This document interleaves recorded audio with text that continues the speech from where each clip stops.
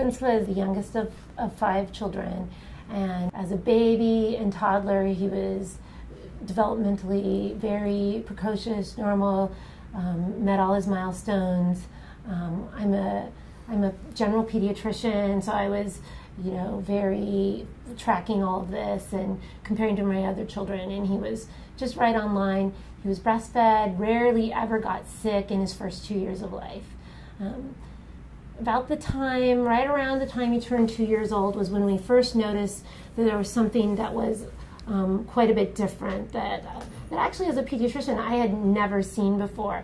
The first thing is he had a little small molluscum wart on the back, and over the course of a few hours it got acutely infected. It was high fevers filled with discharge. He required IV antibiotics, and it took a long time for that abscess to resolve, over 3 weeks. And I'd never really seen anything like that before. And shortly thereafter, he had a Coxsackie virus, typically known as hand, foot, and mouth. And following that virus, he had an acute regressive episode. He had been talking in sentences, a very social, happy boy. He completely lost all of his language in the course of, a couple weeks. Stopped eating much of anything, and just kind of really withdrew into himself. And at first you think, is this a stage? But I knew pretty quickly that this was something that was definitely very worrisome. And so he was taken to a neurologist, specialist, diagnosed with some sort of autism-like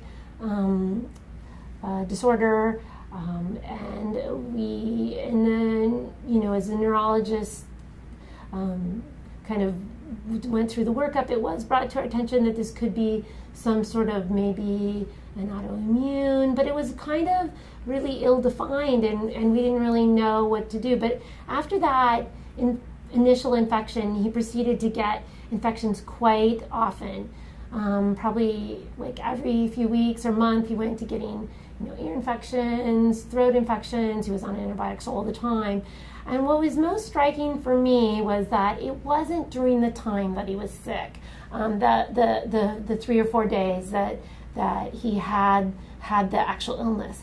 It was after the illness that we saw the most dramatic behavioral problems. The difficulty sleeping, enuresis, where he couldn't control his bladder, hyperactivity, lability of mood, and kind of more withdrawing into himself. And I didn't really have any, explanation, although, one of my colleagues at work kind of suggested that this could be some kind of an autoimmune process.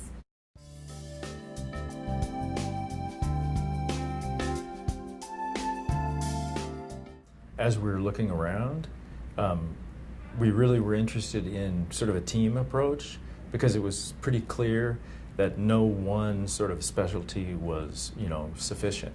So having, an immunologist involved, neurologists involved, pediatricians, that seemed really important to us. So the team approach was key, and finding a center of excellence, I think, was really what we were looking for.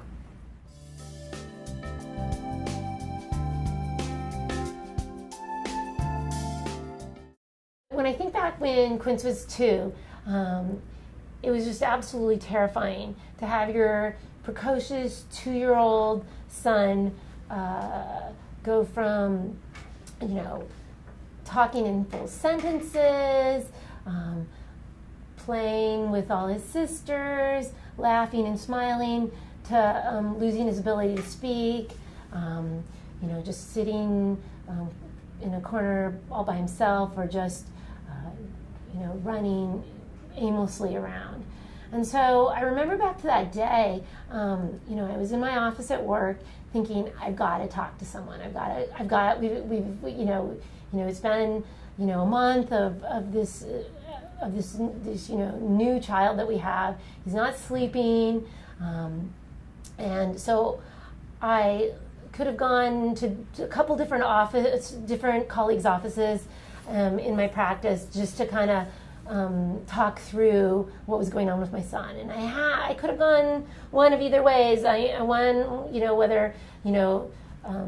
I happened to talk to a doctor who kind of really thought out of the box, and I told him what had happened to Quince, and of course your first thought was autism, and he does fit all of the criteria for autism, but I had never seen a child go from completely normal behavior development to losing all of those over the course of a few weeks to a month. And this colleague really just kind of really thought through it. He was very open to this idea of, he brought it up to me, the idea of could it be an autoimmune type of illness brought on by the course of illnesses he had. And he kind of brought my attention to that idea. Now, we, of course, went through significant neurodevelopmental and neurological evaluations over the course of the next year. And, throughout that, we, both my husband and I, kind of, considered this autoimmune idea as well as a lot of other different things. And, of course, he was diagnosed with autism. But as time went on, it seemed like his constellation of symptoms were so variable. While we do all the behavioral therapies and the speech therapies, there was a lot of variable improvement where he would seem to improve, and then he'd get another illness, and then we'd go back to square one, and it was just kind of just a really difficult course. And so one of our friends' son had also gotten the same virus that Quince had gotten, when Quince had lost all of his milestones, and that boy was 10, and he had some of the similar symptoms as Quince, where he, had lost his ability of cognitive function. Sometimes he lost his ability to speak, and he was a fully functioning 10-year-old boy. And we kind of talked about the journey the mom had gone through. He had a diagnosis of PANSPANDAS and was doing a lot of autoimmune therapy, and how he was starting to recover from that. And then we just kind of, I think that kind of helped us to think about other possibilities that could be causing his some of the behaviors that we were seeing.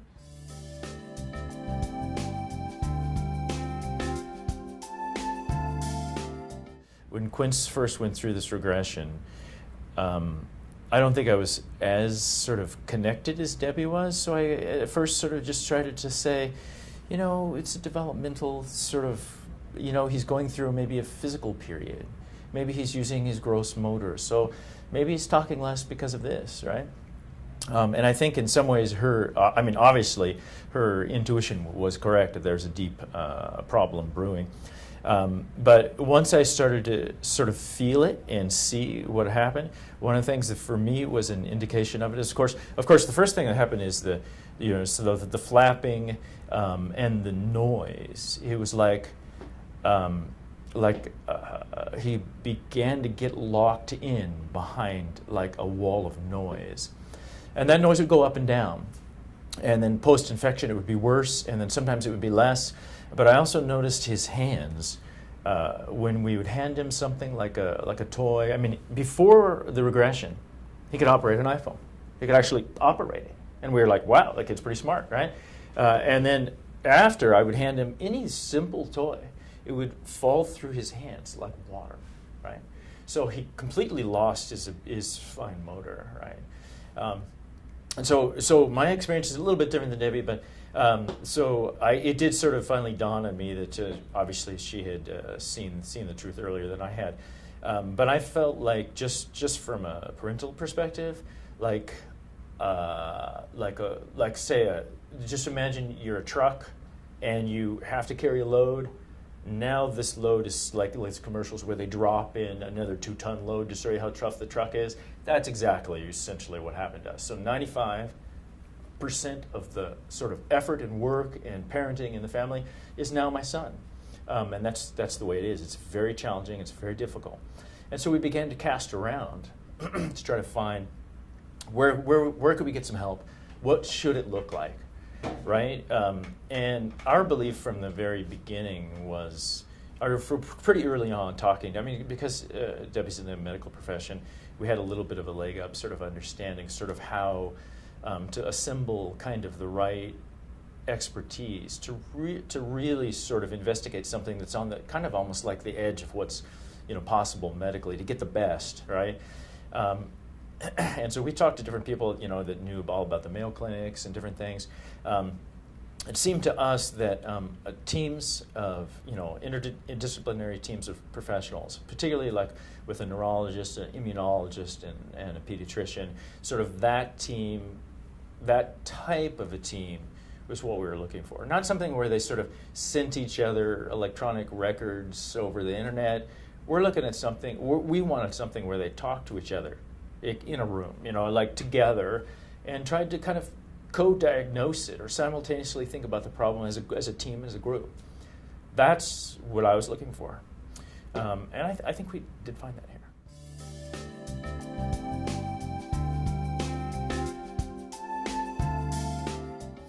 So after having these things where our son would get sick and we give him some prednisone, and he seemed to really respond positively with the prednisone, I think as a couple we were just always questioning, is this PANSPANDAS that we'd read about and that different neurologists and other pediatricians had kind of suggested that we really look into, or was it not? And we didn't want to start our son on medicines or different therapies if he didn't have it. But if he did have that, then we wanted to kind of investigate that route.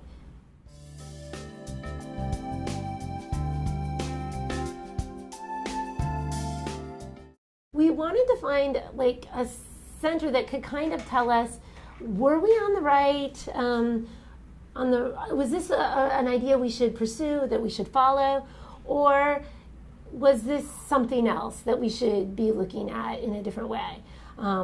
And we were unable to get into Stanford because of our proximity issue. Some of the other experts were on the East Coast and difficult to get into. So when we came to the Banner Center here, our big question for both of us was, is this PANSPANDAS or is this something else? And we wanted to present what we had found with our son. He had an acute onset of something following some pretty severe illnesses. During the workup, he was found to have kind of borderline low IgG, which kind of fit the clinical picture. And then he had a lot of the different constellations of symptoms of the PANSPANDAS. We would go and look through those like 5 criterias, handwriting, enuresis, alternating heart rate, and lability of mood. Was this an explanation of the things that our son had, or were we on the wrong track? And we just kind of wanted mostly to know, what the experts here thought. And then once we came, we told our story, I think that the sudden onset of symptoms, as well as his kind of history of having these flares following different illnesses, and we saw both Dr. Danes, the immunologist, Dr. Rice, the developmental pediatrician, as well as cognitive psychologists who do testing on Quinns. They, to the best of their abilities, really thought that we were on the right track with the PANSPANDAS. For our particular case, they suggested to try the high-dose IVIG, which we were able to get insurance authorization within a couple months of that diagnosis, and we were able to start him on a course of this high-dose IVIG.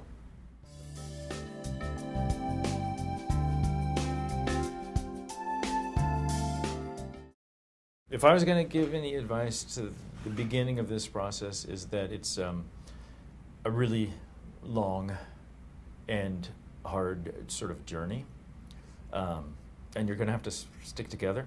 You know, if you could marry a pediatrician, that'd be great.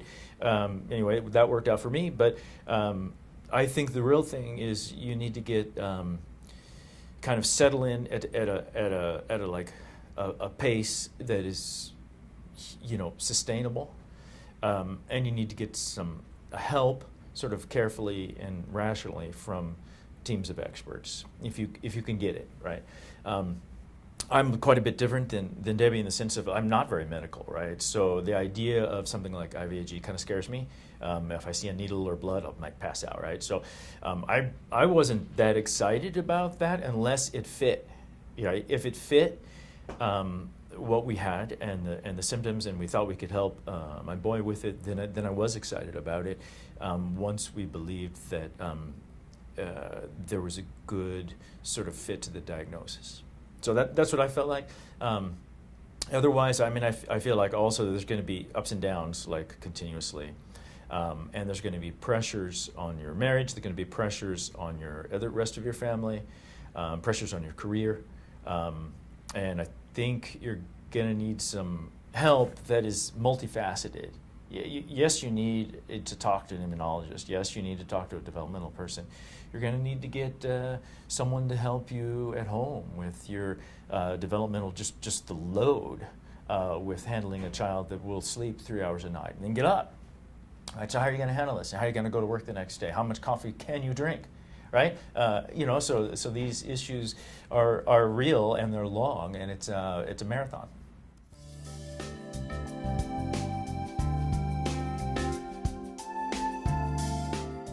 The first time we came here, you know, you think, oh, well, we see the doctors a little bit, and then they leave, and, you know, we came all the way to Tucson. I mean, I think that was his perspective. I was like, oh, no, this is the way multidisciplinary clinics work. They're talking about your case behind the scenes, and I think he alluded to that a little bit. And you're just so happy that someone's thinking about your child and talking about them. And I think if you hadn't been, you know, like as a medical student, how many different multidisciplinary clinics are run? And you're talking about the patient, you know, the medical students, the fellows, the doctors behind the scenes. And I think people don't get that it's not about the face-to-face time with the patients. You're getting the information they need to go back and make a decision as a team. And I feel like if you weren't from a medical background, you would have no idea.